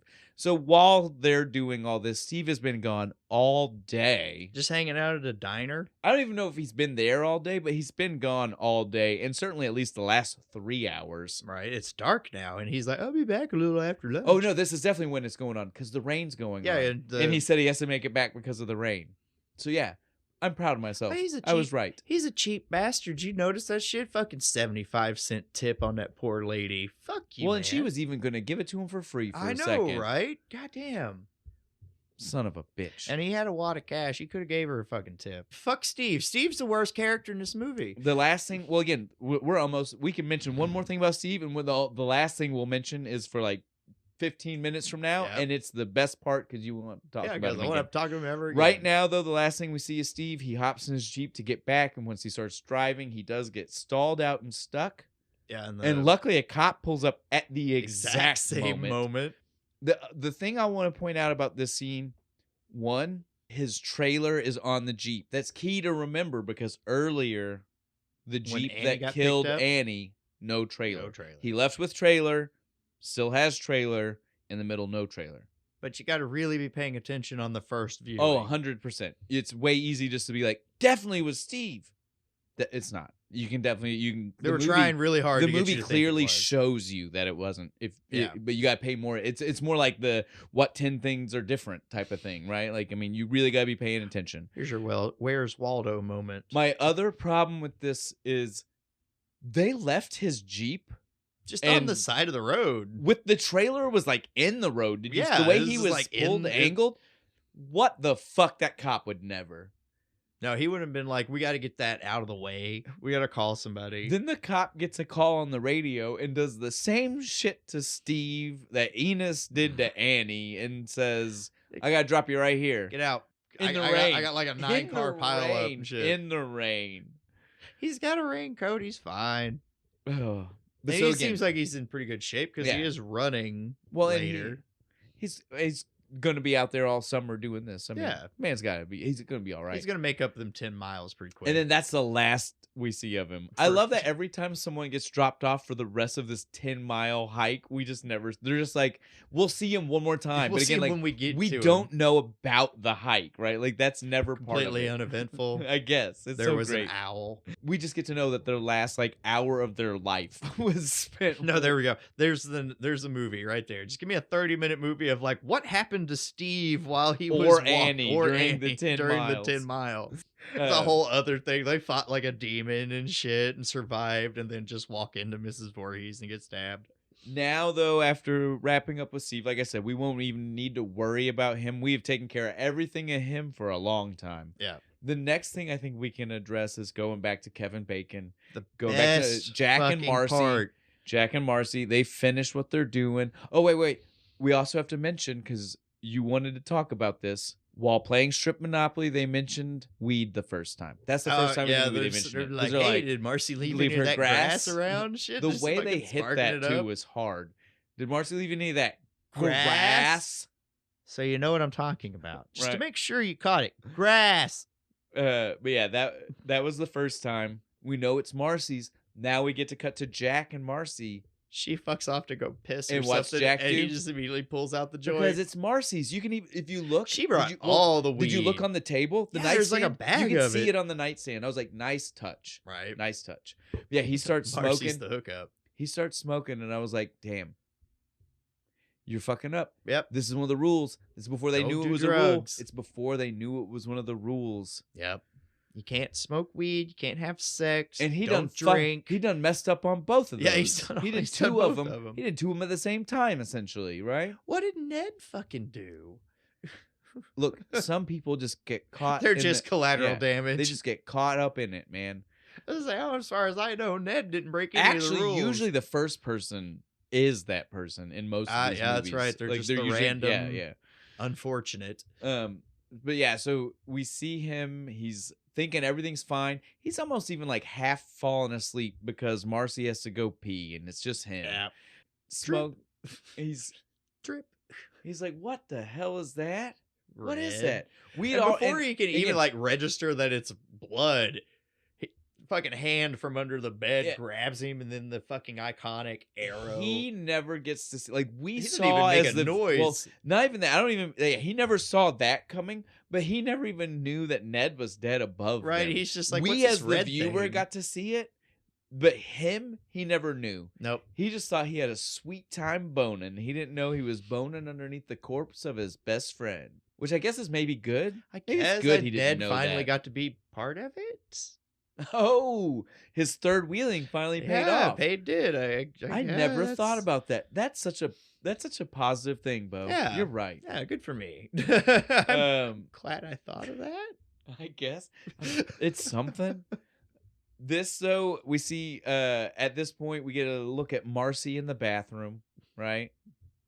Poor Marcy. Poor fucking. She has the worst facial expression before she dies, though. Did you notice this weird ass cut? Yes. Well, I hate everything about this bathroom scene because I don't know about you, but I've been to campgrounds like this, and like those bathrooms are like freaky as fuck in the best of circumstances. Even if they're not like purposefully done up to be creepy night, like this one. It's going to be creepy, right? No This is at night with the power flickering and the storm going. And this bitch just was normal and just calm. hanging out. She's making ballsy. her little Katharine Hepburn impressions. She drops underneath the sink. It wasn't working. I get it, but goddamn, like again, like I would have been too scared to be like, I'm gonna have my head underneath the sink. Yeah, piss and leave. That's exactly all I'm doing in here. And she makes it. For a lot longer than I kept thinking, right? Like I kept thinking she was about to die, and then she was about to die, and then she was about to die. This is another one of those like we got to pad out. Again, like she almost makes it out of the bathroom. That's how long the fucking scene goes on. But then finally we get the beautiful. I love this scene. Fucking axe hits the light starts swinging.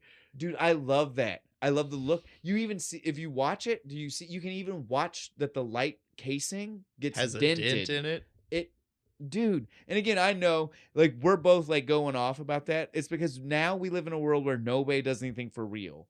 These people really bashed a fucking light and magically didn't break the bulb and caught it on camera. There was how many takes you think? How many bulbs you think they went through? I don't know. I'd like to believe that's it. First take. I'd like to believe take that's one. Like, what we saw is it. Nice.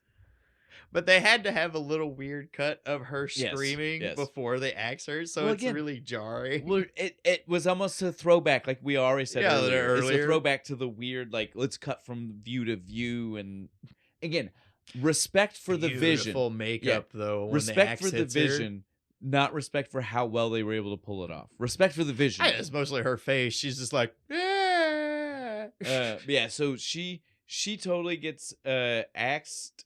To the fucking eye, dude. It's like right in her eye. We get to go back to our Monopoly players.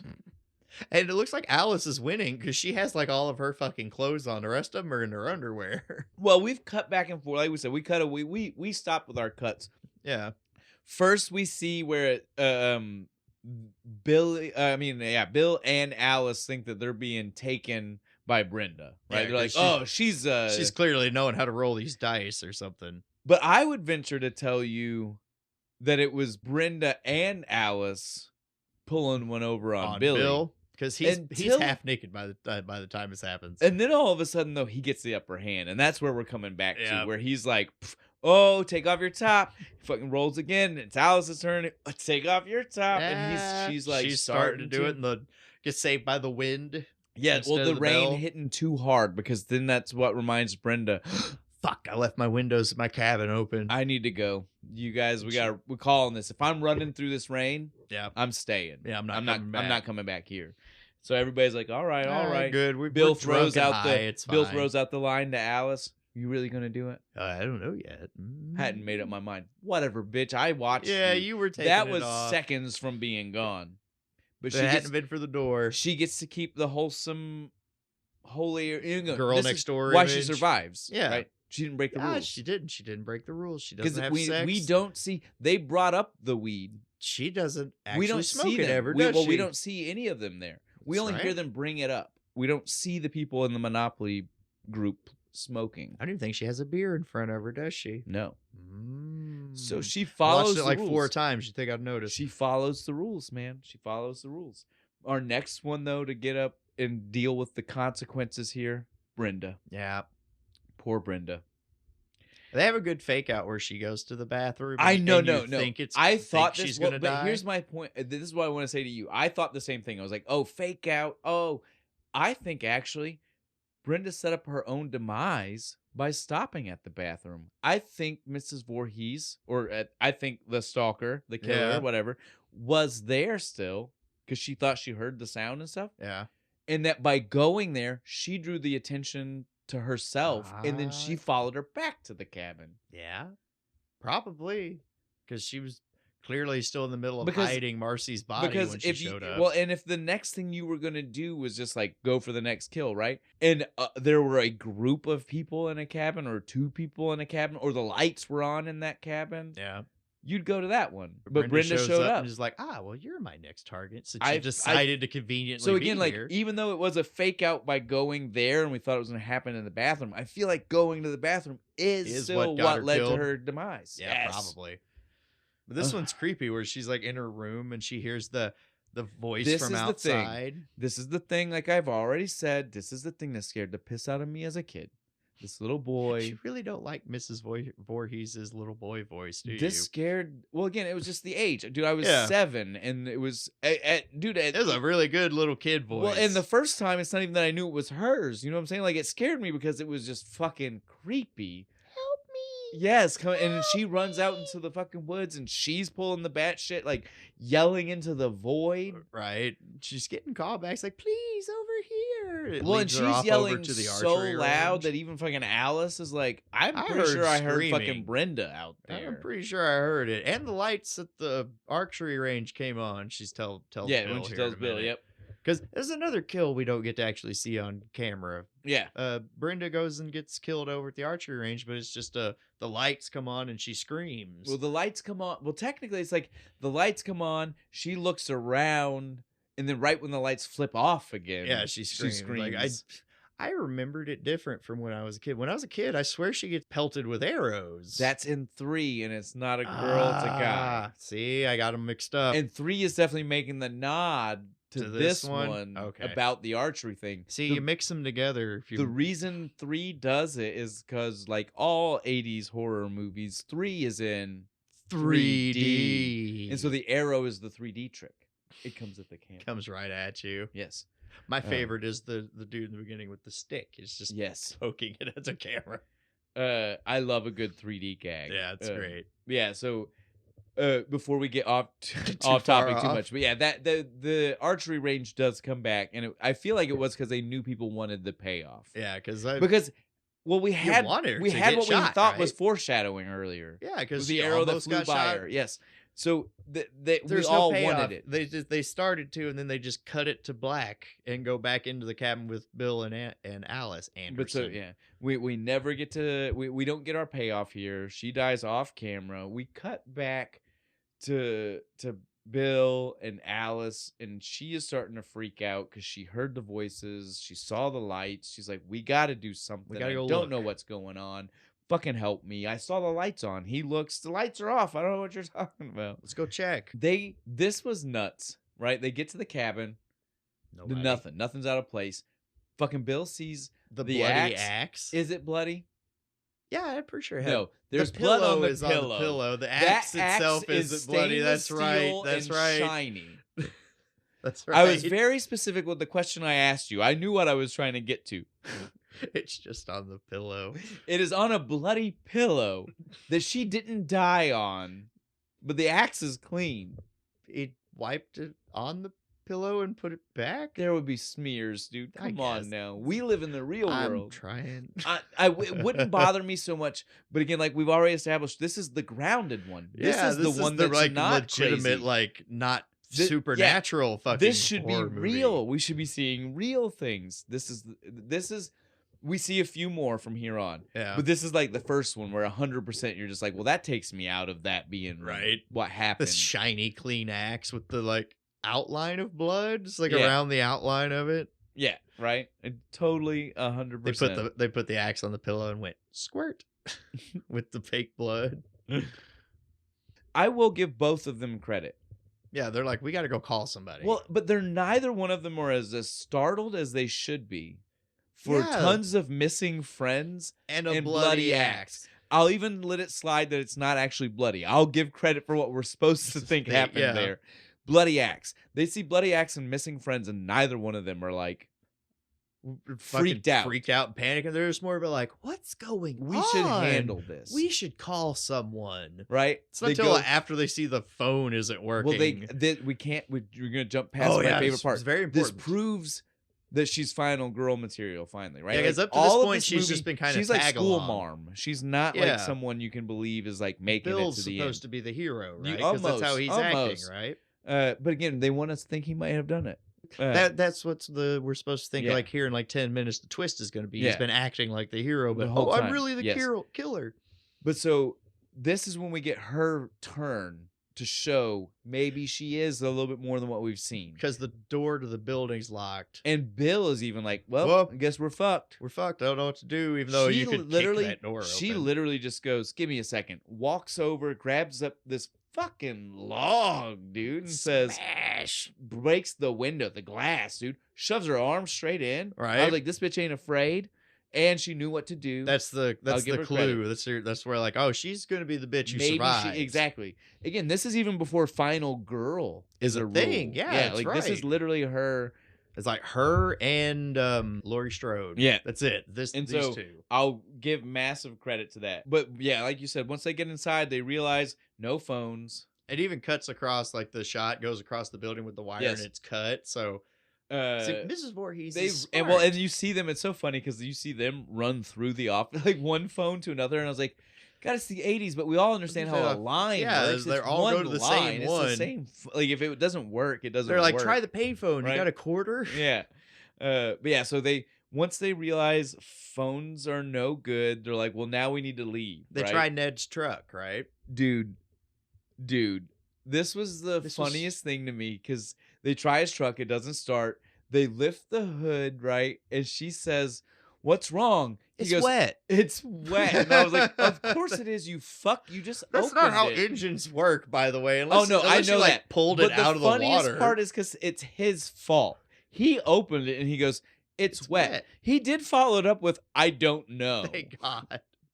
Don't leave it at it's just wet.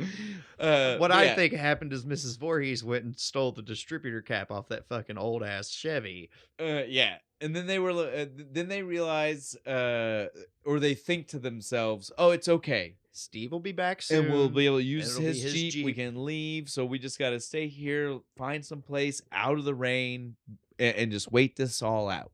It's gonna be fine. It's good. Fucking generator goes out. Yep."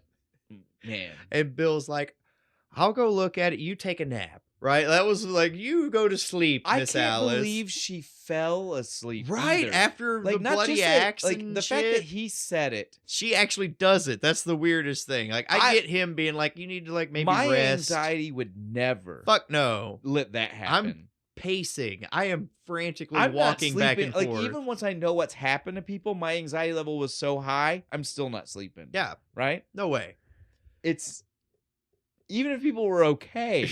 You're right. If they were fine, I'm still not doing it. My anxiety level was just so high. It's not lowering yet. No, yeah.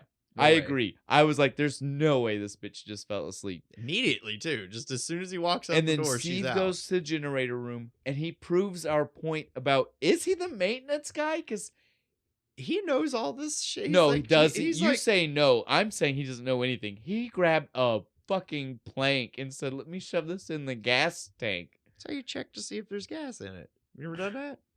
It's a giant tank. You knock on it, dude. You can hear. He doesn't know that trick. Maybe.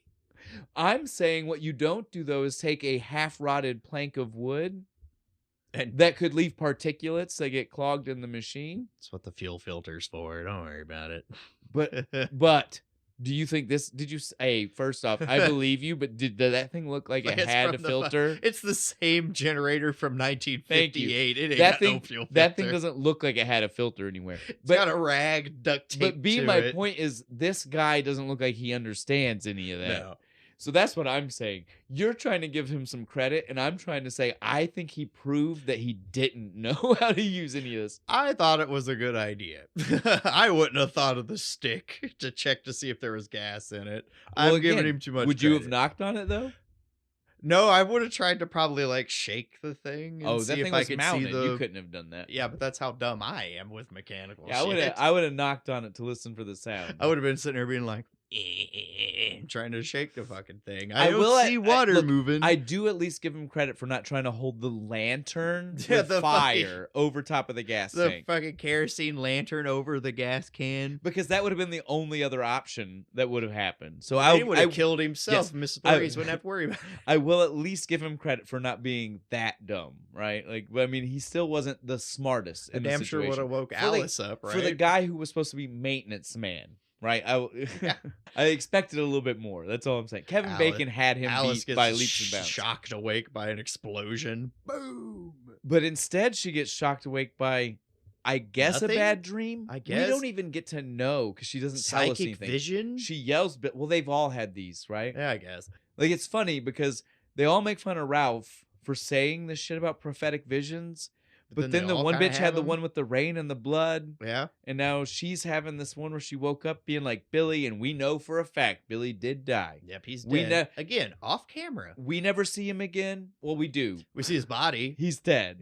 We don't see him alive again. He's like tacked to the wall with arrows. Yeah, he got the death you wanted for Brenda. Yeah, he did. Maybe I mixed them all together. No, I'm telling you, you just mixed 1 and 3. We've already established it. Yeah, so at this point, though, she is now freaked out. She doesn't know what's going on, but she remembered, oh, he went to fix stuff.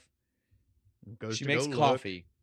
For fucking 3 minutes. I timed it. The coffee making scene goes on for... Yeah, it takes 30 seconds to make instant coffee. Unless because they didn't show us... She had to go get sugar. But they didn't show us water boiling. Like, if they would have shown us that, I'd have been like, okay, 3 minutes. If they would have shown us start to finish... Nope. I would have even forgiven the 3 minutes. We gotta watch they her. cut to us when the water's ready. And then she has to go get the cups, put the instant coffee in it. Man. It's too much. Fuck around for a few seconds. It's too much. Then go get sugar. And then not come take back. a single sip. She doesn't even put fucking water in it. She just puts sugar in the cup. And then she's like, fuck, I need to look for... Bill? Oh my God. It's so stupid. We needed the extra 3 minutes to hit runtime, I guess. Did they though? We already talked about the 15 minutes they padded earlier. I think there's not enough script. There's not enough script here. We got to do something. I think they're okay. Fuck with the lanterns for 5 minutes, Bill. Well, but like we said at this point, at this point we can go ahead and say it's already happened. Steve is dead. Yes. Steve's dead. He finally showed back up from his 10-mile hike where he fought demons and saved the world. We don't know. Or what have you. We need that movie. Someone write it. I want it. But he showed up, literally he sees the sign for Crystal Lake and he's like, I'm home. I'm here. As soon as he gets there, much like earlier, with the original counselors in the 50s, right? We can tell he knows who this is. He knows who this is. He's not scared. He's not threatened at all. What are you doing out here? That's crazy. You're here. Stab. End of Steve. No more Steve. Now we definitely know Steve isn't the killer. Nope. We could still think Bill's the killer. Because he's just we didn't missing. see anything official yet. He's just not in. He just hasn't come back from the generator. But I think we all know. It's not beyond the fact that we do all know.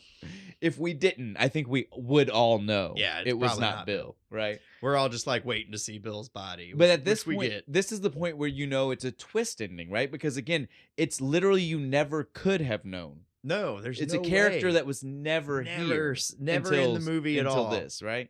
So it's really great that they did this for us, right? Because the Jeep pulls up and Alice has been running around and she trying to find Bill. Can't find him anywhere. And then the Jeep rolls up. She thinks it's Steve. You can tell. Yeah, she's like, "Oh, Steve!" And then she runs outside and it's fucking this old lady. She's like, "Who the hell are you, Mrs. Voorhees?" And she's like, I'm Mrs. Voorhees. I used to work for the Christies. And then Alice I'm a friend of the family. Yeah, and Alice just breaks down. She's like, that he's dead, she's dead, they're all dead, everyone's dead, and they're gonna kill you too. Let's get out of here. And Mrs. Voorhees, again, we know the truth. Yeah. But if you don't know the truth, a badass old lady, right? She sounds like the baddest bitch of them all. I'm not afraid. Let's go look. Let's go have a look. You're just scared because of the storm. And she goes in the room and she sees fucking like Brenda dead. Oh, we forgot even to mention that. Oh, yeah. Brenda got thrown through the window.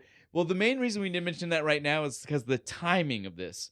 The craziness for her to have gotten thrown through the window and then Mrs. Voorhees. Because we were talking about the couple of times where it doesn't seem like it could work. Right. This is the second one. Because the fact that she somehow threw Brenda through the window, made it to the Jeep, and then drove up casually. She's spry for an old bitch. It would have taken a lot. she can hit them Usain Bolt fucking speeds, man. She's zoom. But yeah, so this is the moment though when she's inside where the melodrama. I love this. She's so melodramatic for exactly 10 seconds. It is the biggest overacting. You think it's going to be awful. Well, it's because it's the best sell, right? Like it makes you think that you're getting a horrible actress, and then you realize it's the character. It's to set us up how insane she is. It's the psycho twist. It's like the moment you find out that it's a man, that like when she turns the chair around and it's the skeleton of Mother. This is that moment, right? Like it's so good because she, like you said,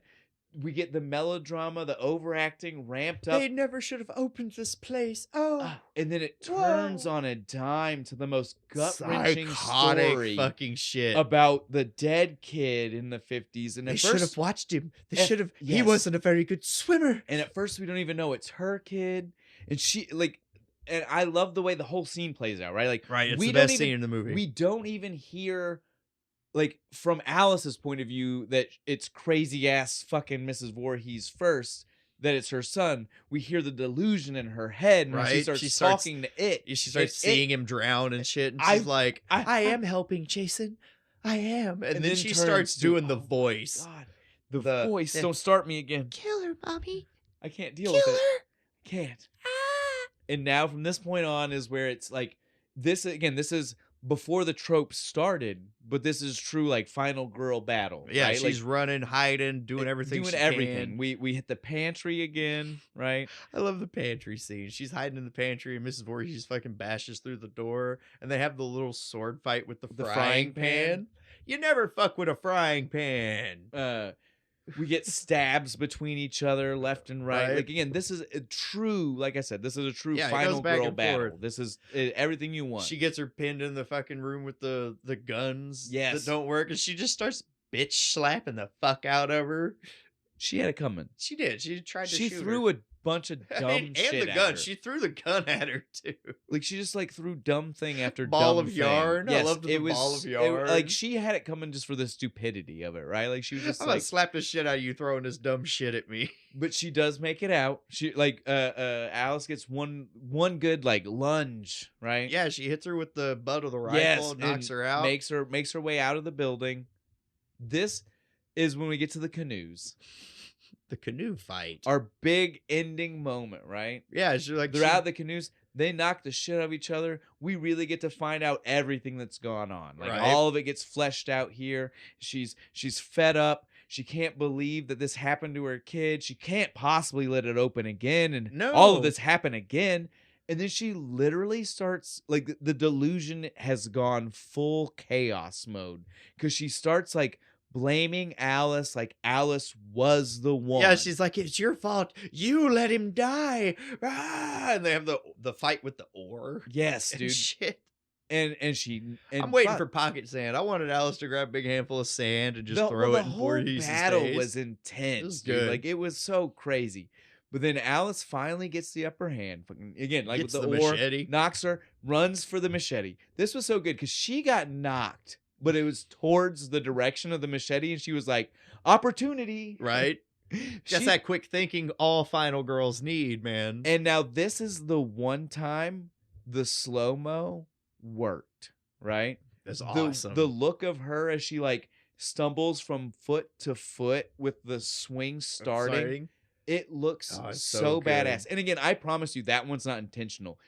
It looks like she probably fell after she right? swung. She because the did. way she's stumbling from foot to foot, but slowed down with the slight swing starting. She probably did. It looks so badass, right? And they actually show the head get cut off. This was, again, when you're 8 years old, it's the most terrifying thing ever. Not great by any means. No. But it looked good for then.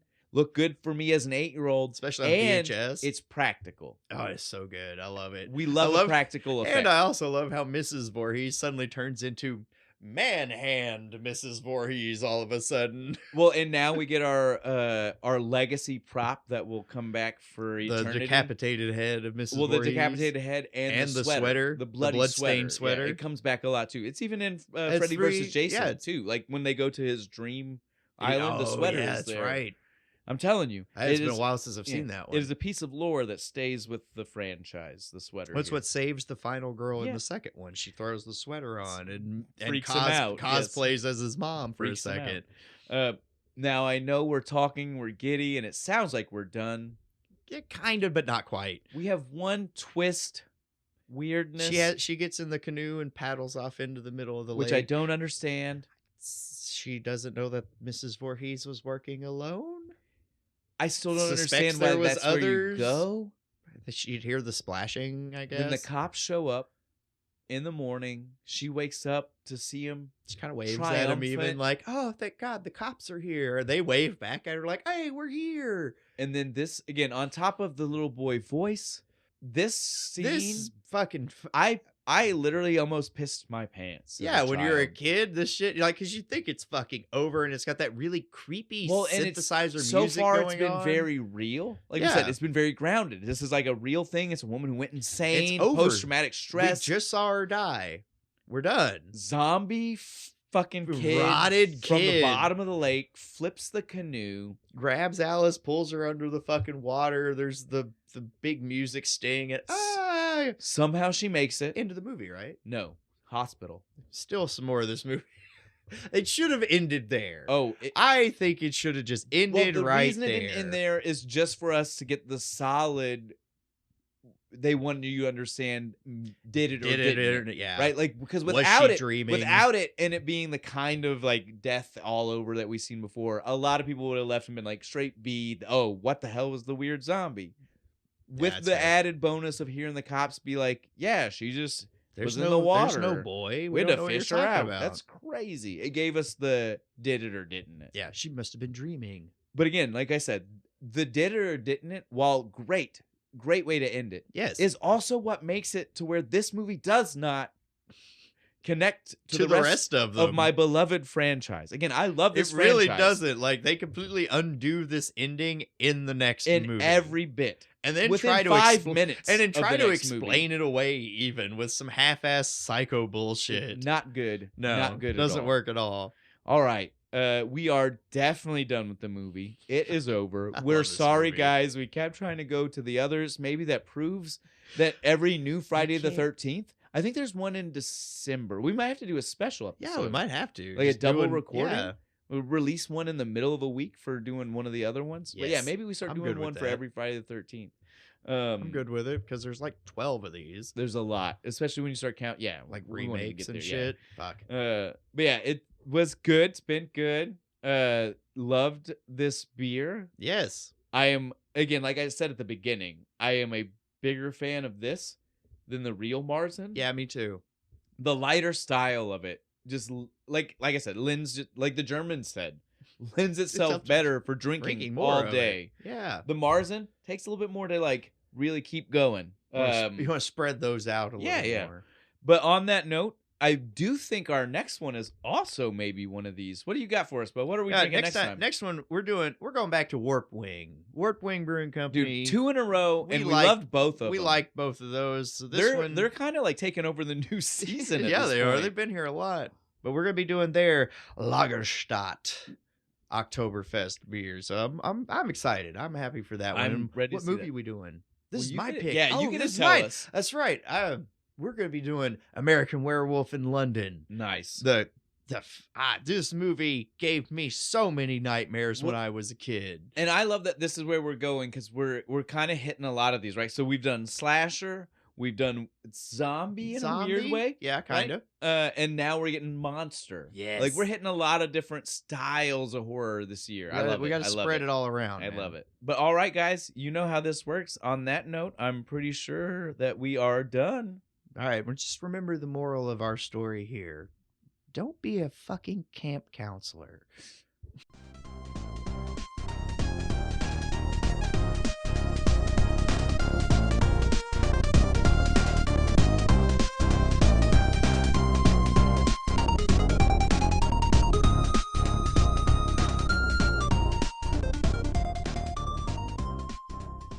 Steve is busy doing fuck all. I don't know right? what he's all doing. the time.